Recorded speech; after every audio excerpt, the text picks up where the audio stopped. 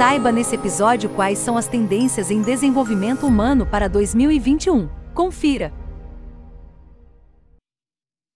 Então, a intenção hoje aqui da nossa conversa é, entre nós, né, todos do mercado aí de desenvolvimento humano, que tem contato com muitas empresas de diversos setores, né, que viveram na carne, né, da pandemia, os desafios, né, do varejo, da indústria, do setor de tecnologia, do setor de vários setores. Como é que foi isso? Como que esses contextos estão sentindo esse impacto, né, dessas mudanças todas? E, ao mesmo tempo, como estão se posicionando para o futuro em relação ao desenvolvimento humano, né? E todas as implicações disso, né? Porque é através de pessoas que a gente faz, né, as coisas, né, nas organizações. Estrategicamente, objetivos empresariais só acontecem através das pessoas, né?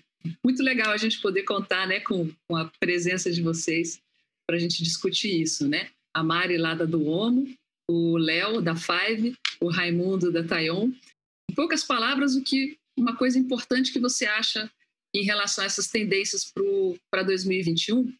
Meu pensamento para 2021, depois desse ano diferente que a gente viveu, e um pouco do que eu vou trazer para a nossa fala e discussão que se segue, sobre alguns conceitos de empresas que curam, homo conscious e capitalismo consciente, e como isso está diretamente atrelado ao desenvolvimento humano, ou como isso nos faz repensar o desenvolvimento humano a partir dessas novas práticas e desse novo olhar e mentalidade que a gente deve ter para que o humano, né, realmente use toda a sua potencialidade humana e não gere nenhum tipo de competição com a tecnologia. O que nós podemos entregar, só nós humanos podemos entregar, e é esse o foco que eu acho que o desenvolvimento humano deve preconizar para os próximos, pelo menos aí 2 ou 3 anos, quando a gente vai dar esse salto geracional aí de inteligência emocional.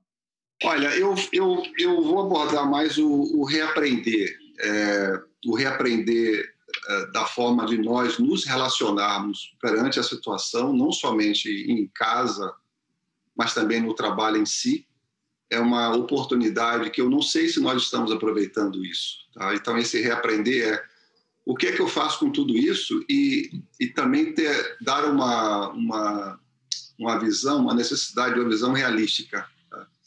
Nós todos sempre estamos buscando alguma esperança que isso acabe logo, mas nós temos primeiramente que pensar como é que nós vamos viver uma situação parecida como nós estamos vivendo agora. Há 100 anos aconteceu uma gripe espanhola que matou milhões de pessoas. Nós estamos chegando à nossa vez de lidar com isso, né? A ciência avançou muito, talvez a rapidez de se trazer alguma coisa em termos de vacina, mas isso é lógico. O problema é psicológico. Pensando no futuro, eu acho que a palavra que vem à minha cabeça é humanização.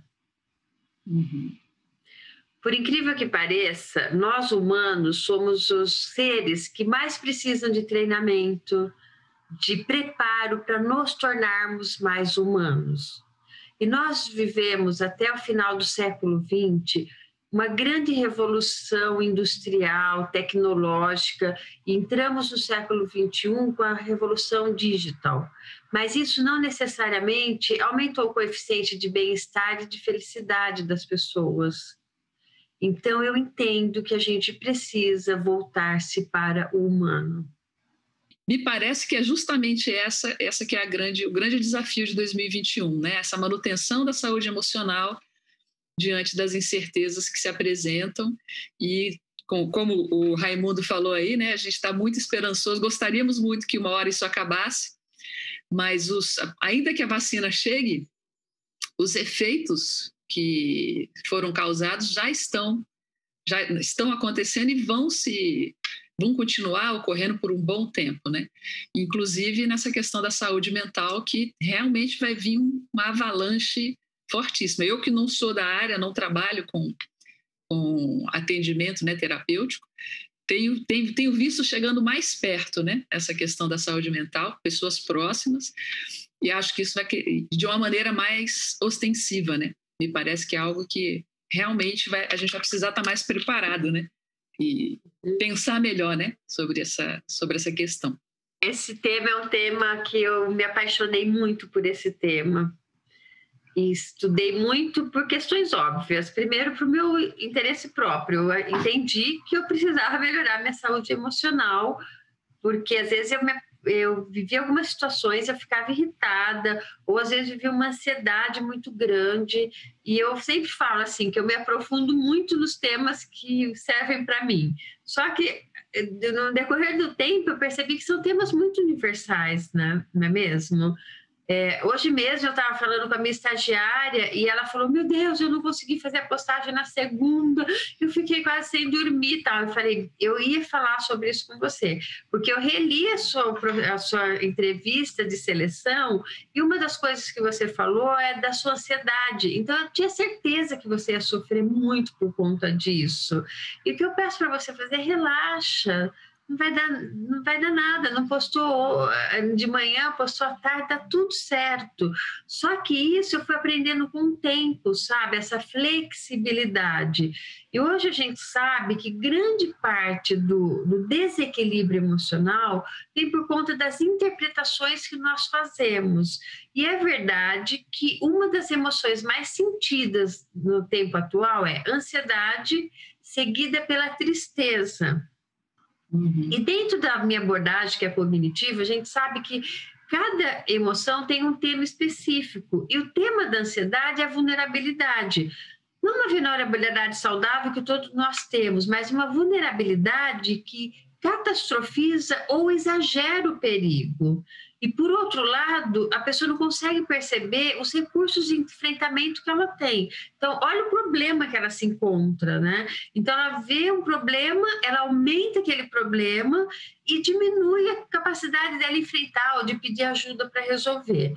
Eu escutei de algumas pessoas já isso, né? Que parece que nesse período agora de pandemia, de isolamento, mas mesmo quando já começamos a interagir mais, parece que está tudo muito à flor da pele. Então, quando é triste, quando é uma coisa simples, causa um impacto muito simples assim, que antes eu diria como uma coisa simples, está causando um impacto muito grande, seja para bom, seja para ruim.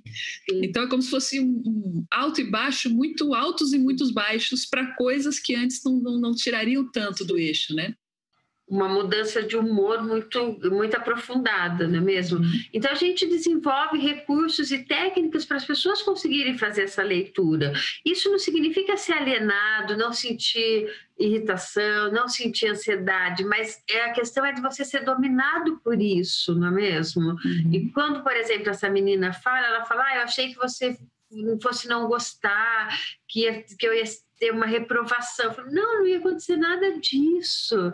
E eu também não sabia direito como resolver. E aí a gente resolveu colocando uma designer da Duomo para ajudá-la, porque a gente percebeu que ela tinha habilidade maior em texto e menos em fazer arte. Então, isso também é buscar ajuda. Ela, nossa, foi muito mais fácil. Eu falei, pois é. Se você tivesse pensado nisso lá atrás, né, 2 dias, aquela energia que você gasta para resolver seu ambiente interno que está turbulento, que está te afetando, você pode usar para outras coisas. Então, isso acaba afetando demais a saúde emocional das pessoas, a saúde física, porque nós somatizamos, e também a produtividade. Por isso que hoje se fala tanto, né? Porque o mundo meio que virou de ponta cabeça e a gente não tem como parar essa mudança do mundo para falar, porque eu preciso de tranquilidade, né? Porque ela não pediu licença, veio aí e aconteceu tudo isso. Então, por isso que a gente precisa olhar para quê? Porque está mais próximo, que é nosso cérebro. Como a gente interpreta os eventos, como a gente sente, como a gente pode desenvolver ações alternativas para lidar com essas situações e conseguir minimamente esse equilíbrio. E quando desequilibrar, falar desequilibrou, mas também não... Assim, saber que isso também vai passar, não é mesmo? Porque senão vira um robozinho e não é essa a ideia. Vamos girar a roda, daí a gente volta aí, Vamos Mari, girar a roda. Daqui a pouquinho. Eu queria aproveitar o seu gancho, você falou uma opção de coisas que eu acho que eu queria até aproveitar também a fala do Raimundo, juntando com o que você falou, Mari, que é essa questão de lidar com essas mudanças, né? Com esse processo todo, com essas incertezas. E aí, Raimundo, como é que você está vendo isso? Como é que está, pela sua abordagem, né, de psicólogo também, né? Como é que você está vendo esse momento? O que a pessoa pode fazer para lidar com esses altos e baixos? Olha, assim, antes da pandemia, nós já estávamos vivendo uma situação de ansiedade muito grande. Acho que uma das primeiras males da sociedade hoje, né, é a ansiedade. Mas talvez tem diversos fatores que possam estar auxiliando para isso. Os nossos gadgets, os nossos apetrechos, né, celular, as mídias, eu quero aparecer, eu quero ter muito mais like que antes, a minha noção de importância fica baseada na quantidade de pessoas que me seguem ou não. Será que as pessoas vão gostar? A todo momento eu estou fazendo um questionamento para mim mesmo sobre esses aspectos. E nós deixamos de lado aquilo que é humano, que é assim, um pouco mais natural, é ter espaço para pensar em si, um espaço para uma boa conversa, um bom diálogo, uma conversa familiar, uma conversa com amigos, né? Você estar numa mesa de jantar e efetivamente não ficar olhando nenhum tipo de aparelho e dar espaço ao diálogo naquele momento. Teve até uma série no Netflix interessante que passa uma situação extrema de uma garota que a mãe tranca o celular dentro de um negócio, uma redoma de vidro, né, muito forte. Dilema das redes, né? Dilema das redes, obrigado. Ela quebra aquilo porque ela não aguenta ver aquilo chegando. E não dá uma olhadinha, assim, né? Então, a noção de tempo para nós, assim, ela se tornou algo assim, extremamente estressante, né? Tempo, se eu recebo a mensagem de WhatsApp, eu tenho que responder em no máximo 10 minutos, 15. A pessoa que está esperando uma resposta que venha de forma rápida. E nós temos que repensar um pouco isso, efetivamente. Eu lembro também que no início da pandemia teve muitas pessoas que disseram, né, com essa questão de ter que ficar mais em casa, em home office, que essa sensação, né, do tecnológico invadindo a vida da pessoa, ou de estar lá o tempo. Uma coisa é eu ir para o meu trabalho e das 8 às 18 eu estou lá e estou fazendo aquilo para o qual eu fui contratado. Na hora que eu estou em home office, o celular está tocando o dia inteiro, de noite, de madrugada, ele está lá mandando mensagem, e o fato de estar em home office e não estar mostrando que eu estou trabalhando, muitas pessoas eu vi de estarem dizendo, como é que eu vou mostrar que eu estou fazendo? Então teve muita gente que começou a se sentir sobrecarregado, fazer muito mais, se sobrecarregar de trabalho para poder mostrar que estava trabalhando e não que estava, né, ficando inativo, né, dentro de casa e tal. Então foi um exagero, né, de cobrança, né? É um excelente ponto esse. Acho que e as pessoas estão trabalhando mais mesmo, né? A noção de tempo das reuniões, né, estenderam agora, né? Vai muito mais longe. Uma diferença de uma reunião para outra, você tem um tempo de no máximo 3 minutos para levantar e fazer um xixi e voltar, e olhar lá e muito rapidamente, não tem aquela pausa, você não consegue.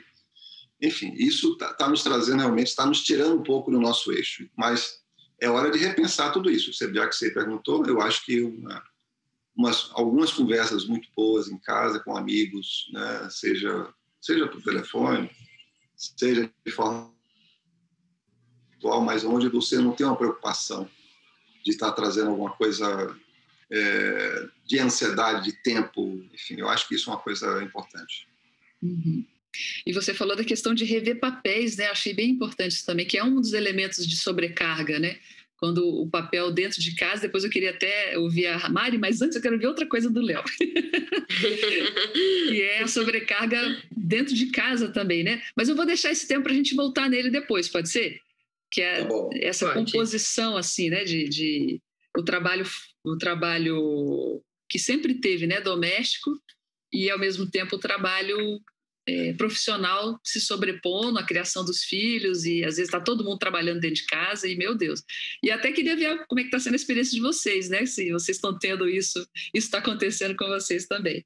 Mas eu queria pegar um gancho para falar aqui com o Léo, que o Raimundo falou aí das tecnologias, né? Que já estavam trazendo essa pressão da ansiedade e tudo mais. E você, na sua apresentação, Léo, falou lá das empresas que curam, né? Eu dei uma pesquisada, não conhecia o conceito. Eu conhecia o de empresas conscientes, mas o Empresas que Curam eu não tinha visto ainda. E achei bem interessante a proposta, né? E aí eu queria que você falasse um pouco disso, talvez até fazendo essa mesclagem, já que você trabalha muito na área do digital, né? Como é que a gente equilibra essa questão da tecnologia, ela não invadir a vida da gente de um jeito ruim, né? Porque aquilo que é bem-vindo está ótimo, que bom, né? Que eu não precise fazer os trabalhos repetitivos e robóticos, excelente. Mas como é que eu faço para também não virar um robô a partir dessas tecnologias? Para não ser engolido por essa demanda, é verdade, né? Porque a gente não desliga o celular nunca. Mas foi engraçado que você falou dessa coisa, como é que a gente está organizando em casa, né? Os afazeres, e nisso passa a minha filha aqui atrás, com uma amiga, e a gente tem que fazer toda a gestão, pedir para descer para a piscina, para fazer alguma coisa. Mas vamos lá. Como é que a gente dá conta desse momento, né? Emocional de bastante conturbado? A Five propõe, acredita, e eu penso que isso é uma saída, a gente buscar soluções e entender novas formas de fazer. O momento da parada que a pandemia trouxe, ela nos propõe, ela nos dá esse espaço para a gente entender algumas questões relacionadas a nós humanos, né? E eu acho que o autodesenvolvimento ou a busca profunda de conhecimentos, como é que eu opero emocionalmente, como a Mari falou, né? Como é que eu reajo às questões de ansiedade, através de várias terapias que hoje estão disponibilizadas e crescem em um volume muito grande, né? Como Bioflow, tantas outras terapias de autoconhecimento profundo, né? Só assim nós vamos superar, né? E é um conceito que eu trouxe também no início, né? Vamos desenvolver a capacidade de homo conscious, o homo consciente, de estar no adulto, né? No adulto que a gente é o tempo todo, porque senão a gente está sempre escapando, né? Quando vem uma emoção que a gente não consegue digerir, tem sempre uma questão psicológica. Estou aqui na frente de 2 psicólogos, né? Que vem à tona e que arrebanha todo um passado que construiu aquela interpretação, a forma de resolver o problema. Então, o que a gente propõe nos treinamentos e sempre enxerga como uma saída é o autodesenvolvimento pautado nas questões emocionais. Para a gente não existe mais casa-trabalho, só existe um ser humano íntegro. Se ele estiver desenvolvido, ou integral, melhor, né? Se ele estiver desenvolvido dentro da sua plenitude de emoções e capacidades intelectuais, ele vai viver e performar em todos os ambientes. Esse conceito antigo, não, os seus problemas ficam da porta para fora, não fazem parte, né? Hoje em dia os problemas estão 24 horas por dia. Agora mais ainda. Agora mais ainda. Então, assim, não faz parte do capitalismo consciente, né? Ou do que a gente chama aqui de empresas que curam, colocar isso embaixo do tapete, né? Então, as empresas que curam estão muito pautadas por um protagonismo, um propósito maior, de gerar riqueza, continuar gerando riqueza sem gerar pobreza ou dor para os seus colaboradores. De uma forma geral, às vezes não parece complexo, mas não é tanto. É o ser humano se centrar no seu autodesenvolvimento, no seu melhor, em estar no seu melhor estado emocional para tudo. Existem aí formas da gente buscar esse conhecimento e que a gente tenha consciência que o celular não pode, né, ficar o tempo todo nos atravessando durante o dia, e que a gente pode e deve resgatar, né, fortalecer a questão emocional e espiritual. Essas são diretrizes. Dom Cabral, Fundação Dom Cabral postou isso há alguns dias, né, que vão nortear os profissionais e o crescimento social para os próximos 20 anos. Então, não é mais possível a gente não se jogar, né? O Raimundo falou uma coisa super bacana, que a gente também acredita muito, né? No reaprender a aprender. Mas, assim, dito de uma forma simples, parece, tá, não, beleza, mas o esforço que nós humanos estamos fazendo para deixar de ser talvez um Homo sapiens convencional e dar esse salto aí para ser um Homo sapiens ou um Homo conscious, que é o tal do conceito, né, de um homem consciente das suas atitudes e das suas emoções, eu acho que é o grande desafio. E empresas que conseguem trazer para dentro da sua cultura práticas, olhares, líderes que pulverizem, que, na verdade, tragam isso com mais amorosidade para o espaço, né, e mais entendimento, como a própria Mari teve ali com a sua colaboradora, eu acho que é isso. A base, às vezes, está até em um autodesenvolvimento e comunicação não violenta, por exemplo, para abrir as portas de um relacionamento mais humano, enfim. Teve um exemplo, eu assisti uma apresentação do autor lá do Empresas que Curam. Ele tem um TED no YouTube e ele conta a história, um exemplo que está no livro dele, que a hora que eu vi aquele exemplo, eu falei, gente, isso vai rolar coisas, deve estar rolando já coisas desse tipo agora no meio da pandemia. E o exemplo é o seguinte, era nos Estados Unidos, uma pessoa trabalhava com uma empresa X, e ela chegou para o empregador dela e falou assim, olha, eu não tenho mais condição de estar aqui, porque eu não estou conseguindo fazer o meu trabalho, porque eu perdi tudo, mas foi na crise, né, que teve, que todo mundo, um monte de gente perdeu casa, foi despejado e tal. Eu perdi tudo, meu marido me deixou, me abandonou, não tenho mais alguém para me ajudar, né, na criação dos meus 2 filhos, e a gente está morando no carro e eu não tenho condição emocional, né, de lidar mais com esse trabalho que está acontecendo aqui. E o empregador olhou para aquilo e falou assim, gente, como que essa pessoa está trabalhando para mim há tanto tempo e eu não fazia ideia que ela estava passando por isso? Como é que pode uma pessoa vir aqui na minha empresa, me encontra todos os dias, trabalha 8 horas por dia aqui e eu não tenho informação nenhuma sobre a vida pessoal dela, o que está se passando na vida dela?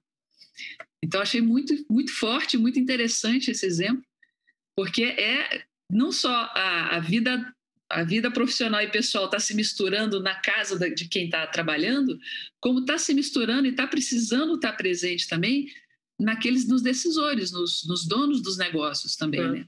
Eles terem esse olhar, eles desenvolverem essa empatia, essa sensibilidade e esse desenvolvimento da comunidade, porque como assim você está aqui e você não tem condição de sequer ter uma casa? Tem alguma coisa muito errada.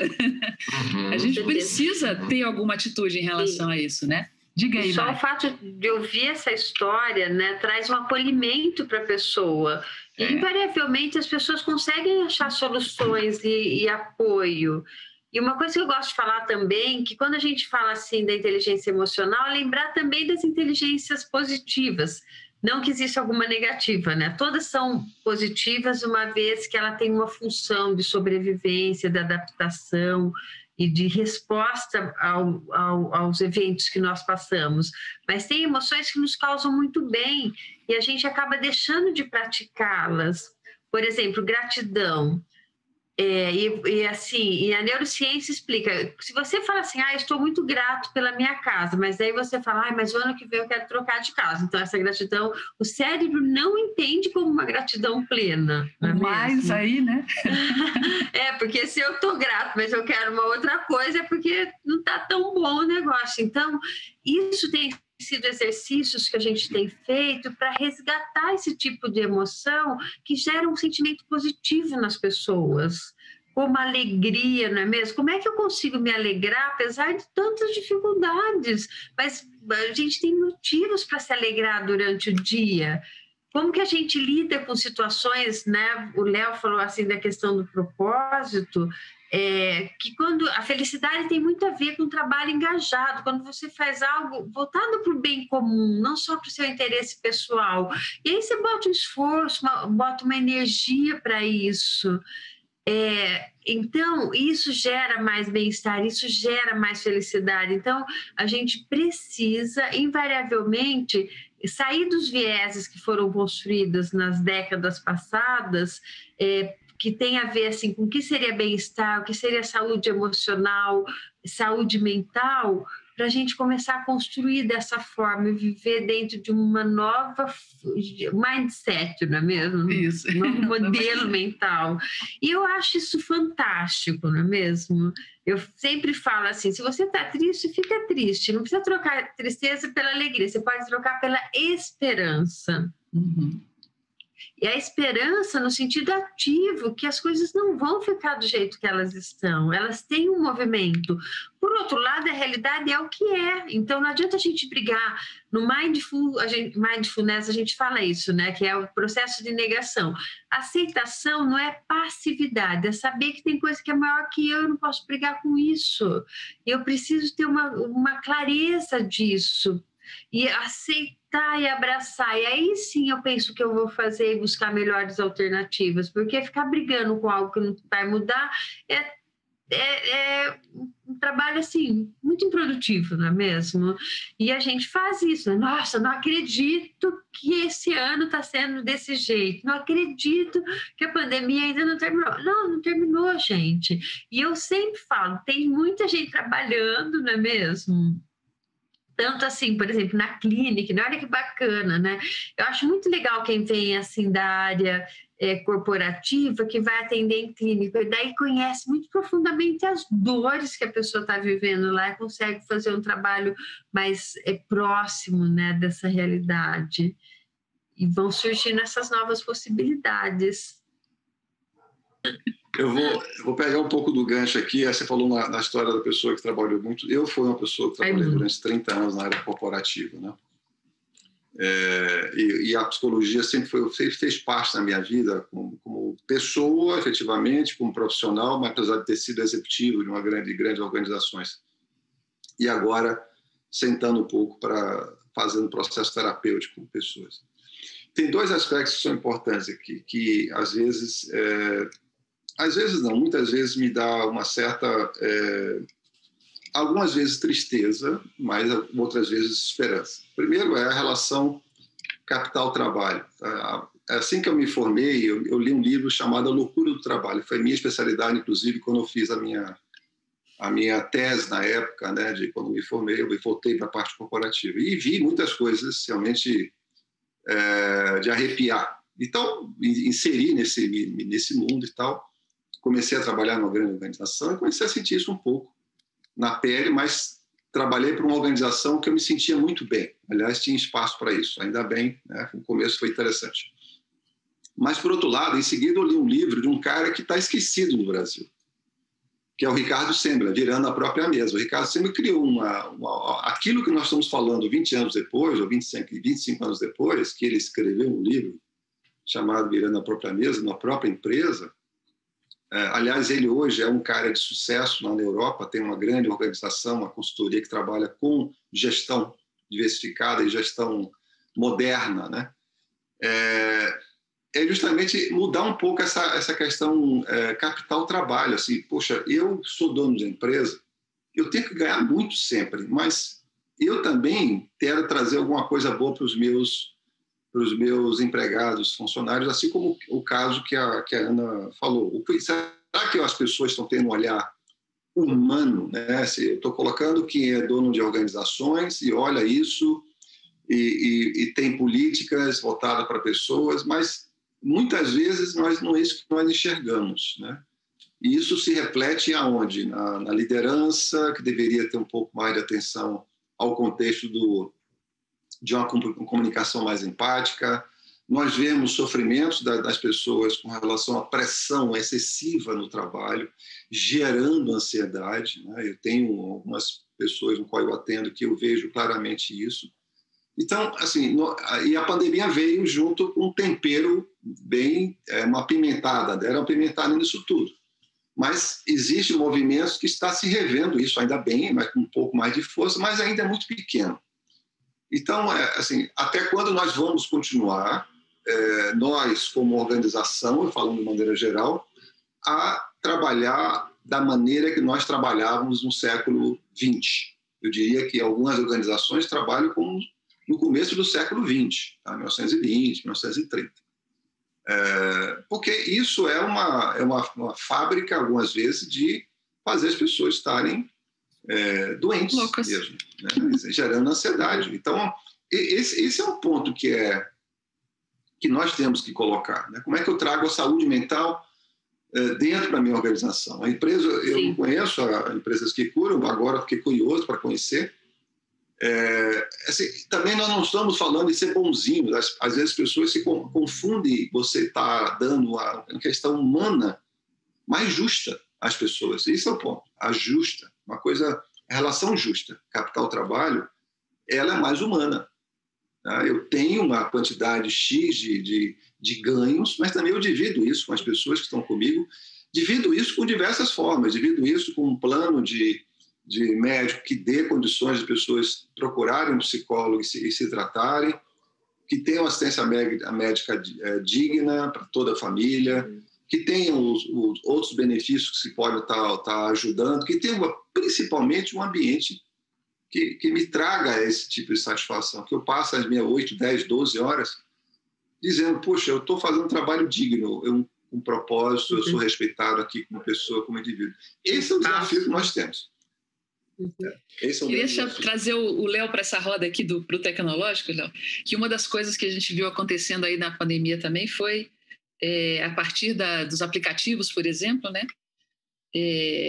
Uma reprodução desse modelo do século XX de trabalho usando as tecnologias, através da precarização do trabalho, uma exploração, né, do trabalho, deixando as pessoas doentes, trabalhando excessivamente. Não estou falando nem só de aplicativo de mensagem e tal, vou pegar o exemplo lá dos motoboys, né, em São Paulo, por exemplo, pessoal que trabalha com entregas.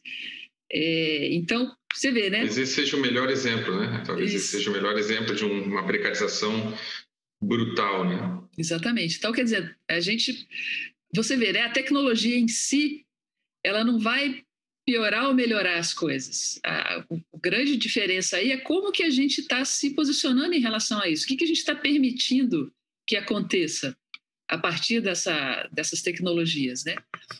Você vê, né? A princípio, a tecnologia pode liberar a gente para muitas coisas, né? Liberar a gente para trabalhos mais interessantes e tudo mais.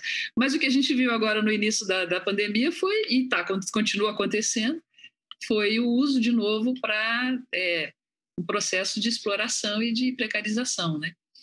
O que você tem aí para dizer, para a gente comentar sobre isso? O que você poderia falar para nós? Eu acho que o conceito que a transformação digital traz é que a chegada da tecnologia de forma mais ostensiva sobre a nossa vida, e ainda vai aumentar muito, né? Temos aí o 5G, e aí sim vamos ver uma avalanche de domínio tecnológico, quando a nossa geladeira falar com a gente, quando o abajur falar com a gente, isso vai ser uma coisa muito disruptiva realmente.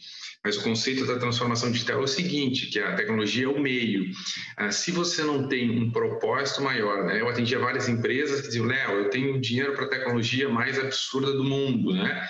Mas ela não conseguia resolver os seus problemas porque os seus problemas eram para a implementação, por exemplo, de uma ferramenta, de um software que melhorasse processos de trabalho, porque ali não havia engajamento dos colaboradores para aceitar aquela tecnologia. Ou ele ficava um pouco ansioso porque a tecnologia tomaria o trabalho dele, ele não tinha consciência de que, na verdade, ela vinha para ajudar.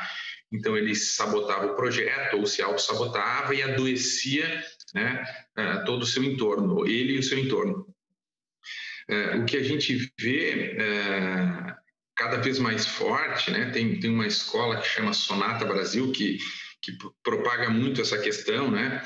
É de a gente buscar entendimentos e propósitos maiores que coloquem a tecnologia no seu devido lugar. Mas isso precisa partir, claro, né, top-down, dos gestores, dos líderes, né? Quantas empresas a gente conhece que não crescem porque o gestor não cresce? Quando o gestor cresce, o CEO, seja lá como ele se chama, a empresa, de uma certa forma, deslancha. Então, eu acho que a curva que a gente dá nessa pressão tecnológica que vem quase que se impondo sobre a gente é o passo atrás na busca do meu desenvolvimento, do meu centramento enquanto indivíduo, a partir de várias práticas, para que eu entenda esse contexto todo, de onde vai a tecnologia, como é que eu me posiciono, para que eu tenha a tranquilidade desse afastamento, dessa capacidade emocional de ir surfando de forma mais agradável esses pontos que podem, porventura, não se apresentar tão agradáveis, né? Mas a gente sabe, o Vale do Silício é um alto índice de suicídio, né? E o Vale do Silício é o berço dos novos modelos de gestão, de startups, de construção de unicórnios, de negócios com crescimento rápido. Então, o que a gente está vendo é que não está tudo depositado, o sucesso todo não está depositado aí. Tem um efeito rebote aí que está sendo bem devastador, né? Então, talvez ser um pouco redundante, mas eu acredito, e aí é o grande desafio, porque as pessoas acreditam ser capazes de se autodesenvolver. Não vou fazer um curso de autodesenvolvimento técnico ali, participei de um evento agora sobre metodologias ágeis, que tinha um menino de 25 anos e que tinha aí pelo menos uns 40 cursos nos últimos 2 anos sobre tudo, que eu nem conheço de metodologias, enfim, e aí, quando eu fiz uma fala sobre transformação digital, eu disse assim, eu estou um pouco triste, chateado no meu trabalho. Eu tenho 30 anos, 25 anos e não consigo aplicar tudo isso que eu fiz. Ou seja, toda essa corrida que ele teve para a construção de um desenvolvimento humano técnico, não estava, porque a empresa não estava preparada, porque o gestor não tinha condição de fazer.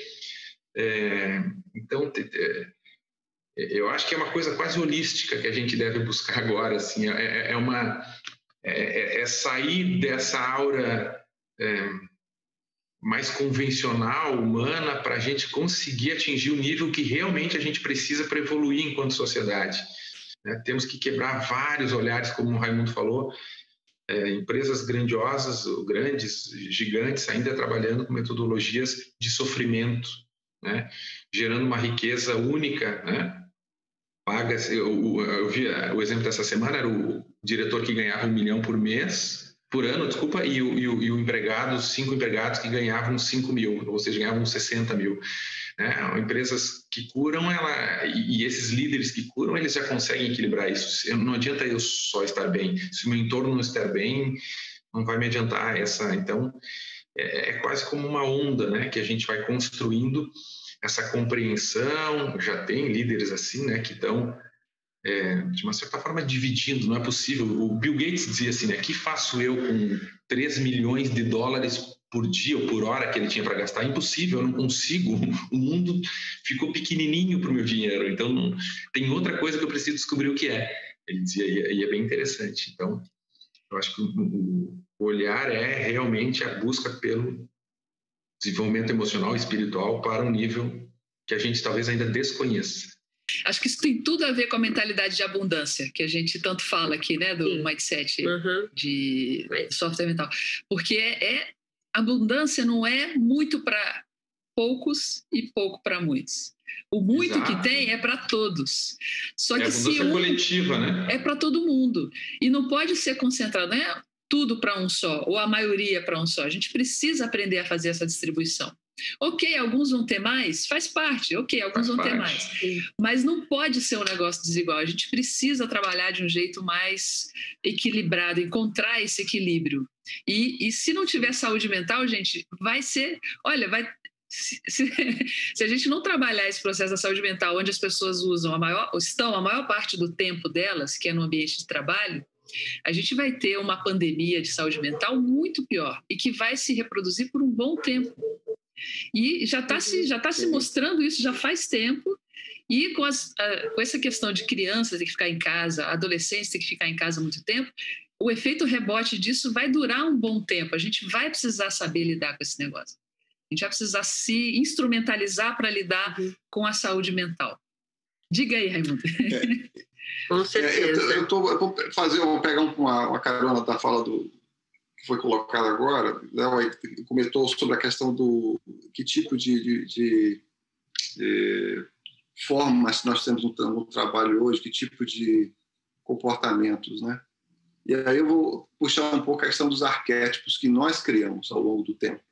Os arquétipos do do herói, daquele que faz tudo, os arquétipos dos vencedores a qualquer custo e a qualquer preço, das empresas, né? Os arquétipos de sucesso das organizações, do unicórnio que vale mais de 1 bilhão. E isso faz com que as pessoas adoeçam e vão atrás disso, e não parem e reflitam sobre esses arquétipos que foi criado pela sociedade, e nós alimentamos ao longo do tempo, e vamos atrás disso, né? Essas figuras mitológicas aí que nós podemos estar trazendo um pouco Jung para cá, que nós enxergamos e achamos que seja a solução de todos os nossos problemas para a grande felicidade, e que não é nada disso. Está na hora de novos arquétipos, né? Renovar os arquétipos do século XXI, né? Eu entendo assim que esse desapego ao ter realmente precisa acontecer, porque a diferença e a profundidade assim de ganhos e de acessos que as pessoas têm é muito grande, né? Hoje eu recebi o jornal da sala da minha filha, que ela tem 13 anos, e eles estão tendo a educação financeira nesse momento, mas não só pensando em lidar com o número, mas sim relação emocional com o dinheiro, a importância, sabe? Pensar em sonhos, e para isso eu preciso aprender a ganhar, eu preciso aprender a poupar. E aí eu descobri uma coisa que eu fiquei bem assustada, que só 16% da população brasileira ganha mais do que R$5.000. Quando eu penso que é 16%, é muito pouca gente, e não é um volume tão grande quando a gente pensa em R$5.000. Então, como que está esses 84%? Então, está muito desequilibrado, né? Se a gente fala, e às vezes a gente fala, vamos falar em otimismo. É mais fácil falar em otimismo quem tem uma condição financeira melhor, não é mesmo? Porque às vezes as pessoas estão lutando pela questão da própria sobrevivência. E com essa questão da pandemia, eu fico pensando o quanto pessoas que estão em estado de vulnerabilidade estão tendo um sofrimento muito grande. Porque é sabido que pessoas que ganham menos do que o necessário para uma vida digna entram em estado de sofrimento. Acima disso, não é proporcional a felicidade com o ganho, mas abaixo faz muita diferença. Então, e a gente, o Raimundo falou uma coisa que eu achei legal, né, a questão das curtidas. Eu ouvi uma frase esse dia que eu amei, fala assim, gente, não coloque metas de ego. Que ego, assim, olha, eu tenho que ter não sei quantos mil seguidores. Tem um monte de gente que tem, mas não acaba, assim, entrando com um serviço ou com um produto. Por outro lado, você tem 1.200 seguidores, e aí tem aquelas pessoas que realmente se interessam pelo seu trabalho, pela sua empresa, pelo que você está oferecendo.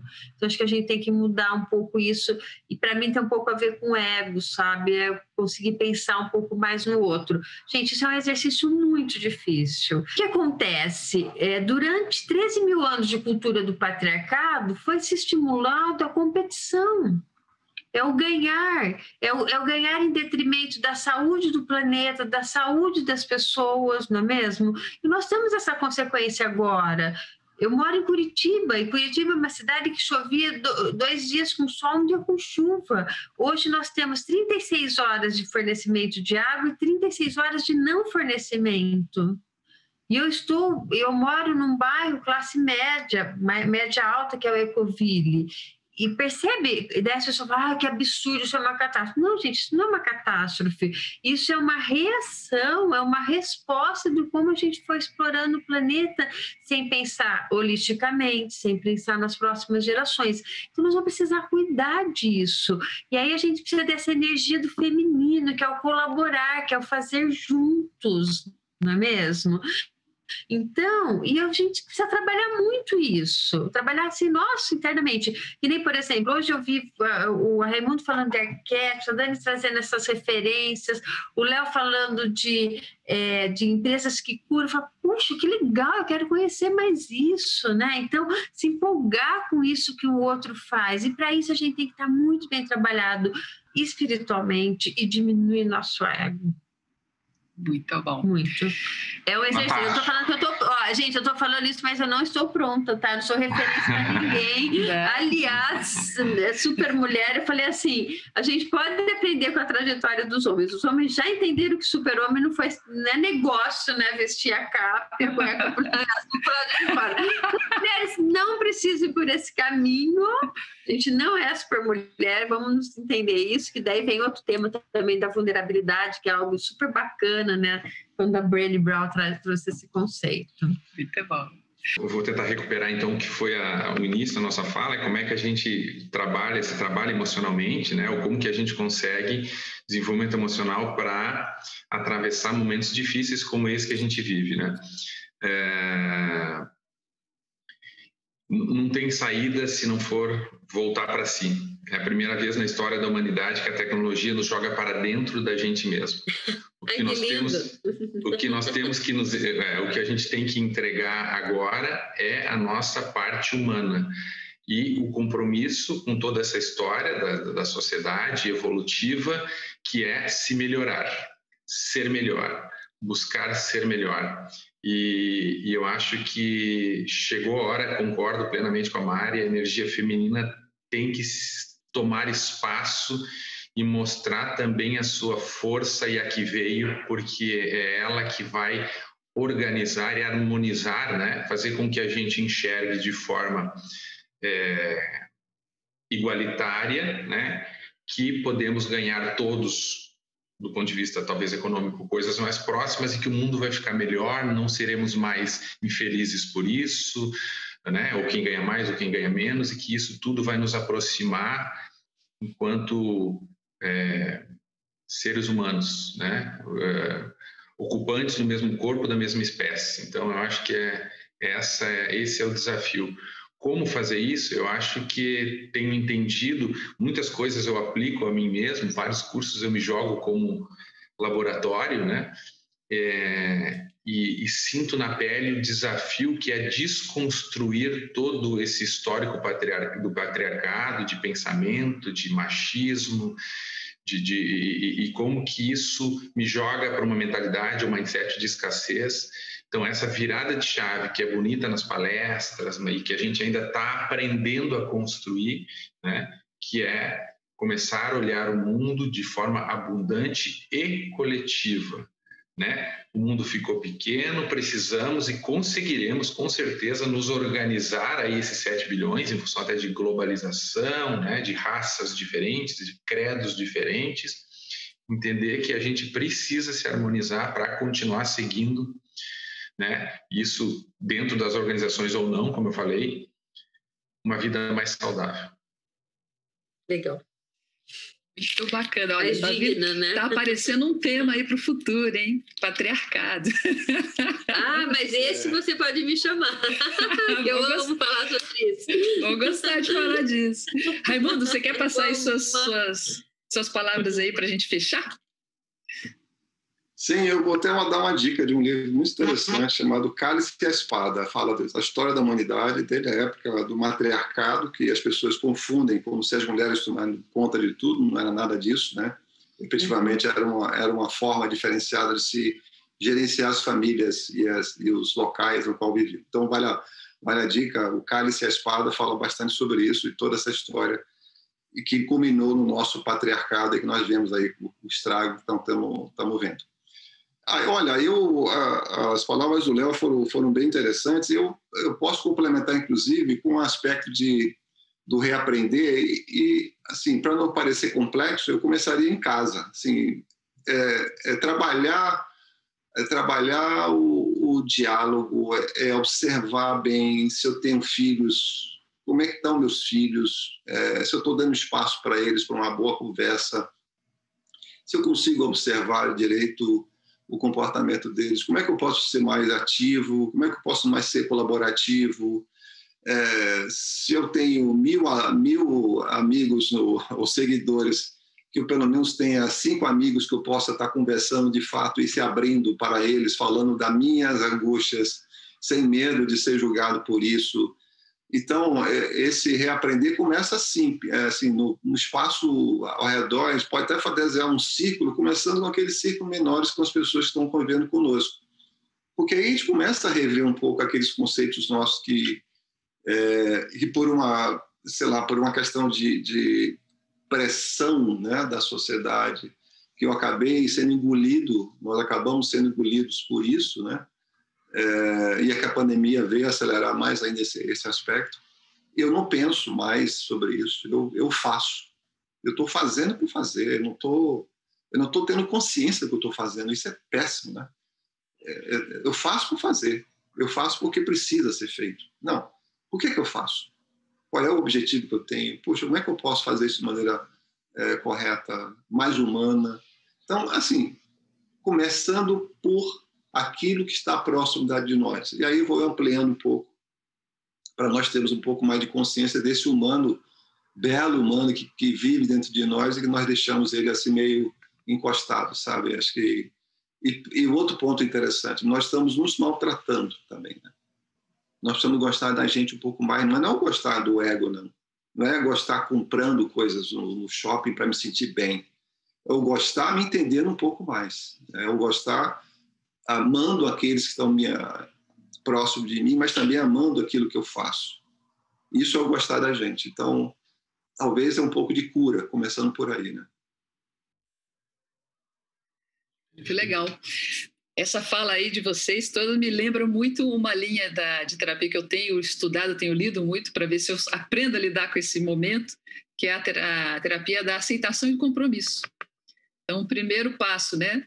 Preciso aceitar aquilo que está dentro de mim, né? Aquilo que realmente, como eu me sinto, como eu reajo e tudo mais. Mas não é uma aceitação passiva, é a aceitação acompanhada do compromisso. Qual é o próximo passo? O que eu vou fazer com isso? Uma coisa é eu reconhecer o que está dentro de mim, outra é eu agir. São coisas diferentes. Eu posso escolher, né, que tipo de atitude eu vou fazer, eu vou tomar. E eu acho que a atitude do ano que vem, que eu acho que dá para a gente tirar dessa nossa conversa bora arregaçar a manga, que tem muito trabalho para fazer, mas não é para a gente se acabar de trabalhar, não. É um trabalho para a gente ser melhor como ser humano, como humanidade também, né? Imagino que a gente pode chegar nesse ponto, sim. Vai ter muita coisa esquisita, cabeluda, estranha tá aparecendo. Mas é sinal que tem muito serviço para a gente poder ajeitar as coisas, né? Gente, muito obrigada aí pela presença de vocês. Adorei aí a participação. Nasceram vários temas para a gente trabalhar aí no próximo encontro e teremos vários, né, aí pro ano que vem, com certeza. Beleza? Todos os dias o mundo nasce diferente. Sua mentalidade te ajuda a se adaptar no ritmo das transformações atuais? Responda ao Software Mental Assessment e prepare-se para a cultura ágil nas organizações.